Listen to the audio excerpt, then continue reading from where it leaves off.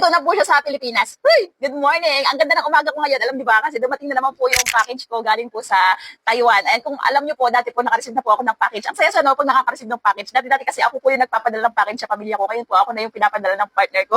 Dati po yung isang kahon, mga gamit po ng anak ko, mga goods namin dito sa bahay. Pero po yung kahon na dumating ngayon ay paninda po yon. Yung po yung binibenta ko na haplas sa Taiwan at saka dito po sa Pilipinas. Doon po sa mga nakakaalam ng haplas na yon, ayan, nandito na po siya sa Pilipinas.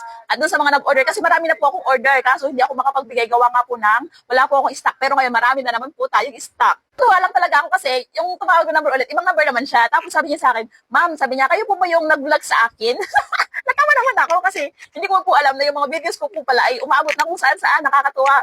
Ayan, sabi ko, ala, opo, sabi ko ganyan. O di, pagpunta niya dito, hindi na siya nagtanong kung ano yung location ko. Pumunta siya dito agad-agad. Tapos sabi niya, ma'am, sabi niya, binidyo niyo po pala ako. Sabi niya, pinagsisend sa akin ng mga kasamahan ko, sikat na tuloy ako. Sabi niya, natawa naman ako sa iyo, kuya.